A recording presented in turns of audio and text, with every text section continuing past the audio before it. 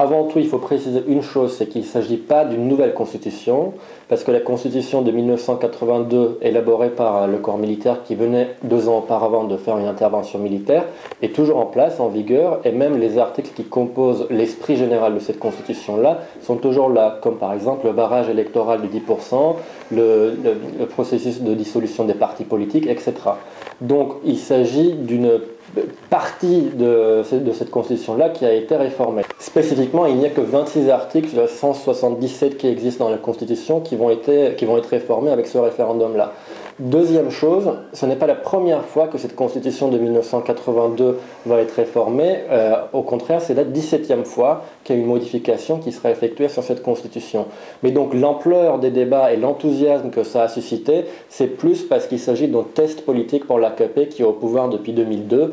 Et c'était vraiment un véritable test politique puisque une courte victoire de l'AKP, du oui dans le référendum-là, aurait pu signifier, selon beaucoup de gens, le début du déclin pour le gouvernement de l'AKP. Le véritable cœur de ce paquet référendaire touchait surtout à l'indépendance judiciaire parce que 2 articles qui sont vraiment les plus essentiels de ce paquet concernent d'une part la composition de la Cour constitutionnelle dont le nombre de membres augmente de 11 à 19 et 16 de ces 19 membres seront nommés par le président de la République.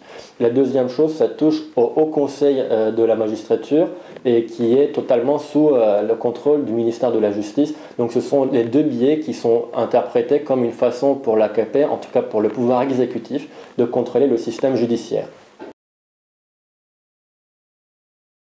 Comme j'ai dit tout à l'heure, une courte victoire de l'AKP du oui de 52 ou 53% aurait pu être considérée comme un déclin, comme un début d'un déclin, sauf que ça a été totalement l'inverse parce que 58% c'est effectivement comme un plébiscite.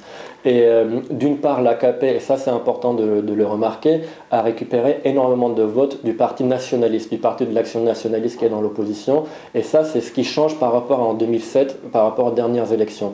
À part ça, on peut constater que la carte électorale politique n'a pas beaucoup changé parce qu'on voit que les Bordelais et Méditerranée appartiennent toujours plus ou moins au parti CHP, au parti kémaliste, et le sud-est de la Turquie, c'est toujours BDP, le parti kurde, qui a d'ailleurs assez largement boycotté ce référendum-là.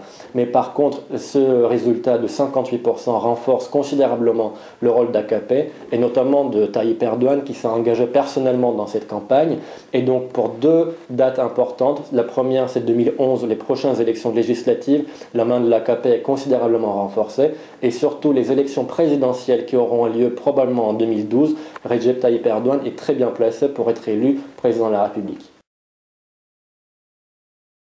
C'est très probable qu'à court terme, on puisse parler d'un élan sur le processus d'adhésion de la Turquie vers l'Union européenne. Mais d'une part, il ne faut pas oublier que la balle est dans le camp européen. C'est plutôt le camp européen qui a gelé pour l'instant les négociations, notamment la France et l'Allemagne.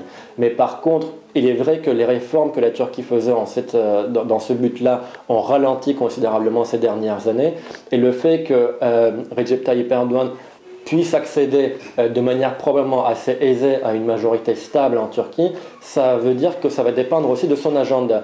Si lui, il décide de remettre en priorité dans son agenda la question de l'adhésion à l'Union européenne, il peut effectivement se passer des choses dans le sens de nouvelles réformes dans cette adhésion-là. Mais je pense que dans le fond, ce référendum-là ne va pas changer grand-chose parce que même si les partisans de l'adhésion de la Turquie dans l'Union européenne, à commencer par le commissaire à l'élargissement européen, M. Füle, ont interprété cette victoire comme une bonne chose, comme une avancée dans la bonne direction, dans la démocratisation de la Turquie, les opposants de la Turquie ne vont pas l'interpréter de cette façon-là et ils parleront même d'une plus grande menace contre la laïcité en Turquie. Donc l'équation existante en Europe par rapport à l'adhésion de la Turquie, à mon avis, ne va pas considérablement changer du fait de ce référendum.